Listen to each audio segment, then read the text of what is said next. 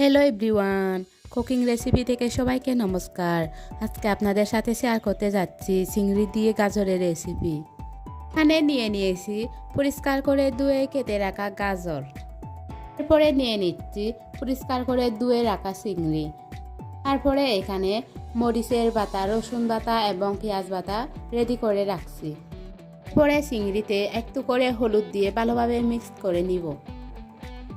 সব রেডি করার পরে চুলায় পাতিলা বসাবো। পাতিলা গরম হলে দিয়ে দিচ্ছি পরিমাণ মতো তেল। আপনারা যে কোনো ধরনের তেল ব্যবহার করতে পারবেন। তেল গরম হয়েছে কিনা তা জানার জন্য একটু করে পেঁয়াজের টুকরা দিলে জানতে পারবেন। তেল গরম হলে দিয়ে দিচ্ছি হলুদের সাথে মিক্স করে রাখা চিংড়ি। প্রথমে চিংড়ি ভেজে নিলে কারণ এতে চিংড়িগুলা শক্ত হয়ে যায় এবং দেখতে সুন্দর হয়ে যায় এবং লাল হয়ে যায়। নাড়া চিংড়ি ভাজার সময় ভালোভাবে নাড়াই দিবেন। ভালোভাবে নাড়াই না দিলে পুড়ে যাবে। চিংড়ি ভাজা হলে একটা বাটিতে তুলে নেবেন।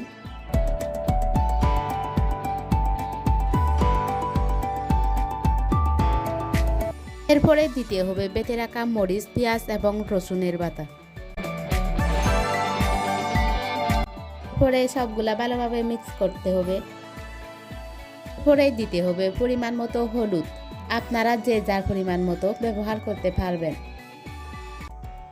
তারপরে দিতে হবে পরিমাণ মতো লবণ। সবগুলা দেওয়া শেষ হলে ভালোভাবে মিক্স করে ঢাকনা দিয়ে দিতে হবে।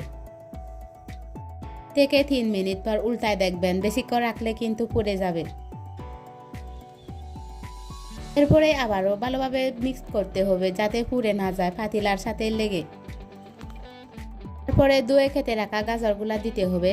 গাজর দেওয়ার পর সবগুলা ভালোভাবে আবারও মিক্স করে নিতে হবে। তারপরে ভেজে রাখা চিংড়ি দিতে হবে। তারপরে আবারও ভালোভাবে মিক্স করে নিতে হবে।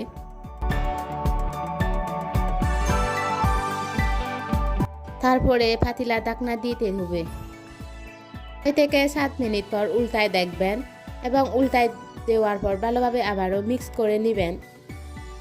এরপরে দিতে হবে পরিমাণ মতো জল। আপনারা আপনাদের পরিমাণ অনুযায়ী জল দিতে পারবেন। জল দেওয়ার পরে ঢাকনা দিয়ে দিতে হবে।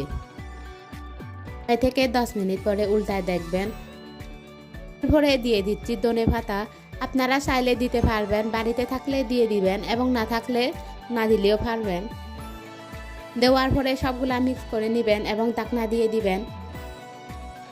এভাবে হয়ে যাবে আপনার পছন্দের একটা সুস্বাদু রেসিপি। এরকম প্রতিদিন নতুন নতুন রেসিপি পেতে আমার চ্যানেলটিকে সাবস্ক্রাইব করে রাখবেন। সবাইকে ধন্যবাদ।